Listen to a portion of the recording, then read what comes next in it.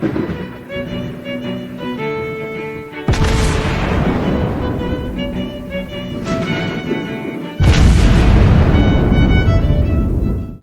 everyone, and welcome back to World of Warships Blitz with Terry. Today we are starting to revisit Shipyard ships, which is something I figure I'd do because one thing I noticed is that a lot of the people look at my older videos, which is great, but they are older videos, so they were taken at a time when, the game was maybe different and maybe I hadn't figured something out yet. So given that Shipyard has a regular rotation, and it just did on the November, I think it just did. I can't see it in the game easily because I press account, I obviously have all the ships already.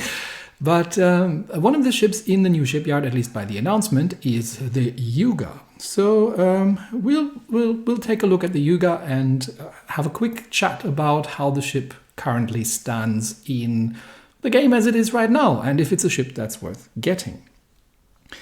So, Tier 7 Japanese premium battleship, and it says that it's an ISA class, but the ISA is a hybrid carrier. So comparing the two is really not the same as comparing apples to apples.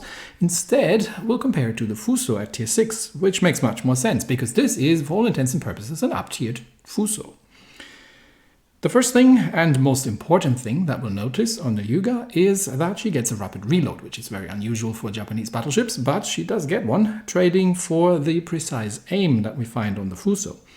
This is a rapid reload 3, which means you get your reload halved for 15 seconds, which means I think you can get about 3 salvos in within a relatively short amount of time once you have the rapid reload active.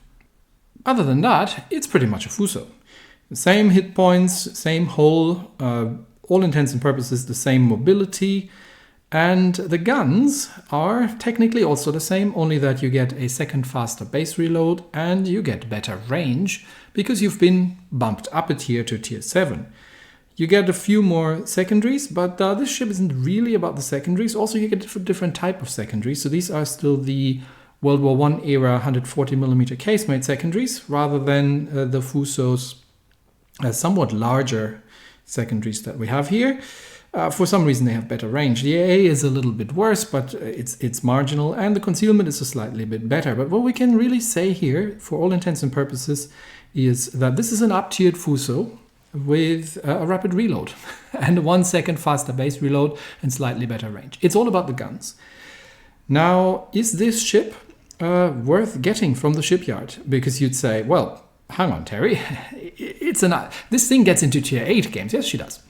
And it's not going to work every single time, but you play this effectively as a battle cruiser almost.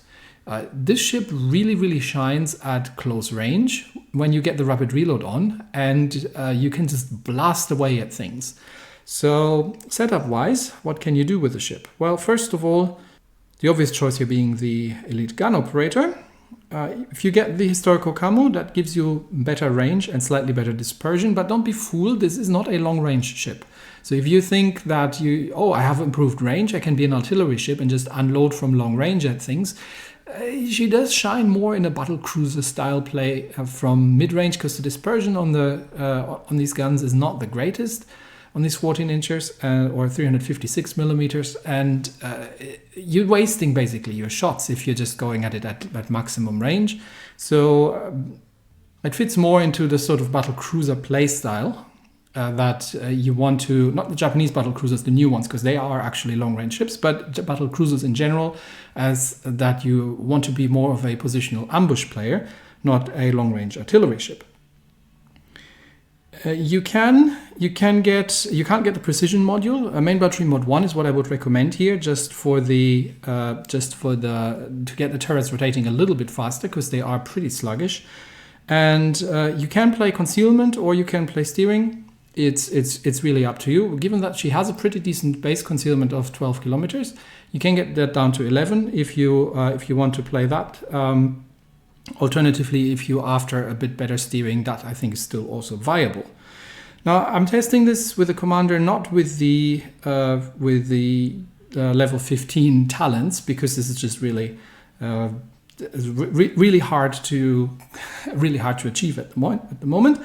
But the important skills are the Fire Supremacy for an additional rapid reload, and obviously the Master Reloader. Now, this is not a skill you're going to have on your regular battleship, Japanese battleship captains. So either you go in without that, and you would normally go for something like Compartment Maintenance or Honor Seeker.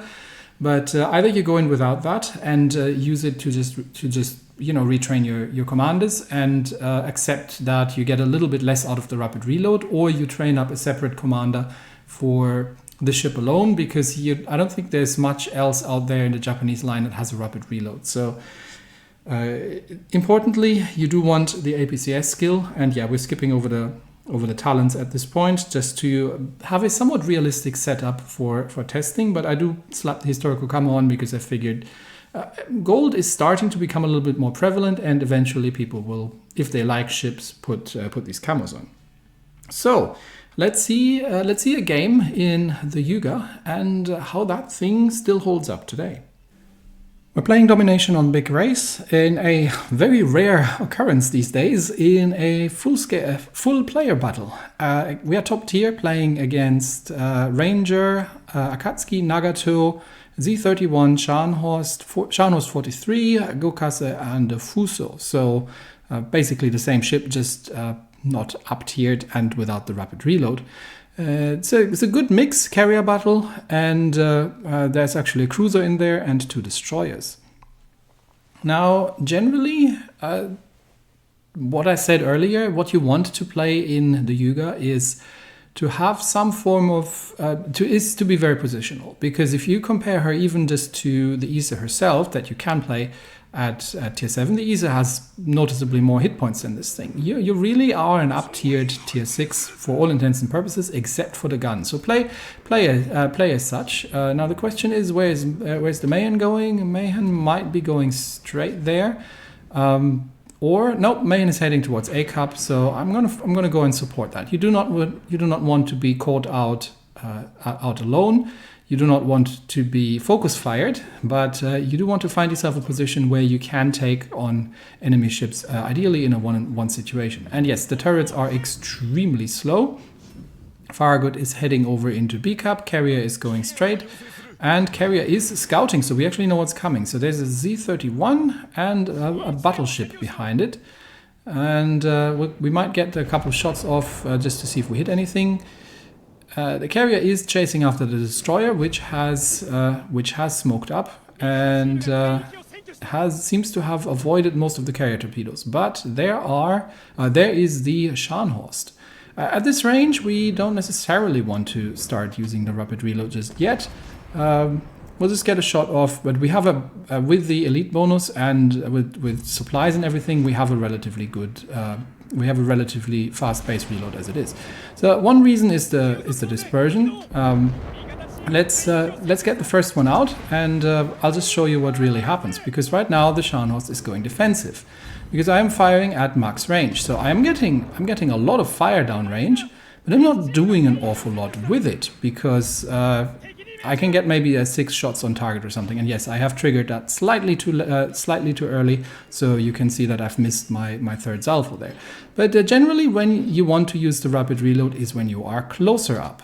Now, I am shooting at a Z31 with armor piercing, because that's what I had loaded, which mostly over-penetrated. But because this is with APCS. But now we're going to go forward after trying to see if we can bait the torpedoes out. I have reloaded the high explosive. Now he hasn't torpedoed me, he's going after the York.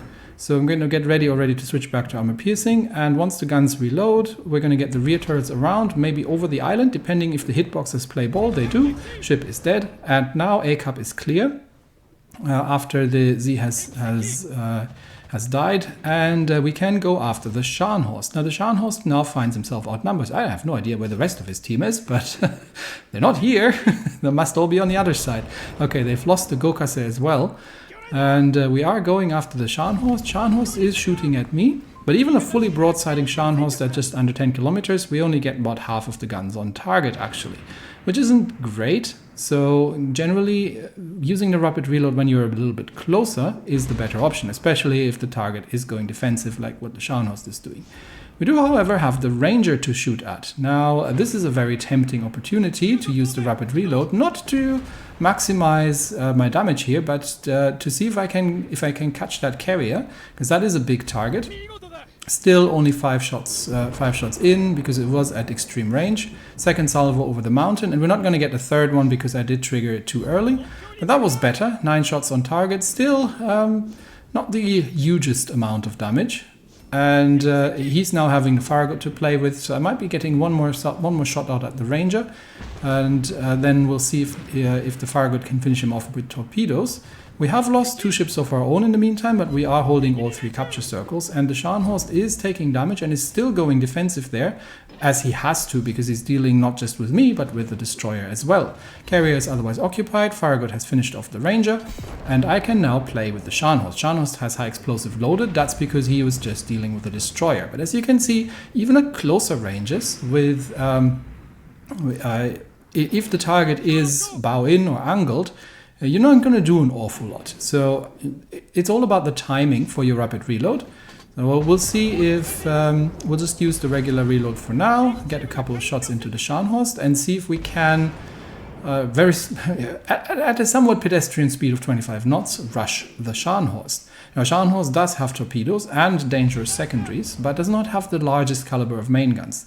That said, this is a tier 6 ship for all intents and purposes, and a tier 6 hull, and as you've just seen, just because the Scharnhorst doesn't have large caliber main guns doesn't mean that he can't hurt you.